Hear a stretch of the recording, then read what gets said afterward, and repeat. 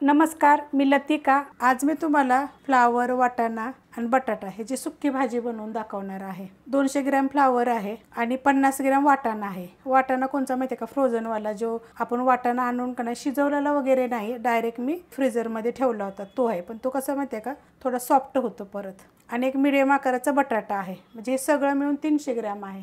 कढई गरम करत ठेवली, त्याच्यामध्ये आपण तेल टाकून घेऊया। तेल टाकायचे आपल्याला अर्धी पळी आणि आपल्या आवडीनुसार थोडंसं कमी जास्त केलं तरी चालेल आणि गरम होऊन देऊया।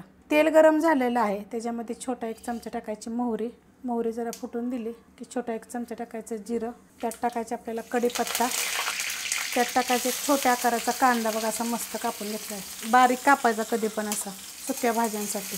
कांदा चांगला भाजून घेऊया। कांदा बघा मस्त असा भाजला गेलेला आहे। त्यात टाकायची आपल्याला थोडीशी हळद, मिक्स करून घेऊया।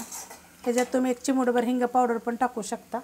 त्यात टाकायचे 1 चमचाभर आलं, लसूण आणि हिरवी मिरची कुटून घेतलेली आहे। 4 पाकळ्या लसणाच्या आहेत, अर्धा इंच आलं आहे आणि 1 हिरवी मिरची आहे। त्यात टाकायचे 1 छोट्या आकाराचे टोमॅटो। आता ह्याला पण 1 मिनिटभर मी परतून घेते। परतून घेतलेला आहे, गॅस करते बारीक। त्याच्यामध्ये टाकणार आपला कोल्हापुरी मसाला 1 चमचा, तुमच्या तिखटाप्रमाणे टाका, तुमच्याकडे जो आहे तो टाका।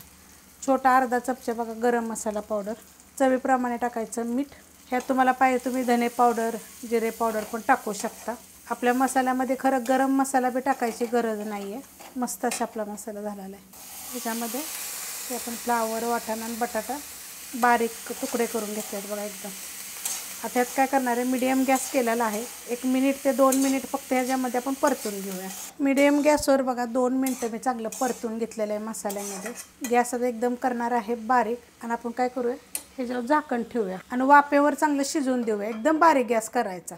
बारीक गॅसवर ठेवली होती बघा 15 ते 20 मिनिटं, एकदम स्लो गॅस आहे। एकदा फक्त मी हलवली होती, मस्त अशी झालेली आहे अशा पद्धतीची। आता तुम्हाला ही जर लपथबी पाहिजे असेल का नाही, तर मग ज्या टायमाला आपण सगळं फोडणी करून टाकतो ना, त्या टायमाला मग फ्लावर आपण चांगला परतल्यानंतर मसाल्यामध्ये थोडंसं कोमट पाणी किंवा साधं पाणी टाकलं तर चालेल आणि मग त्याची ग्रेव्हीसारखं म्हणजे थोडंसं लपथबं जरी केलं तरी चालेल।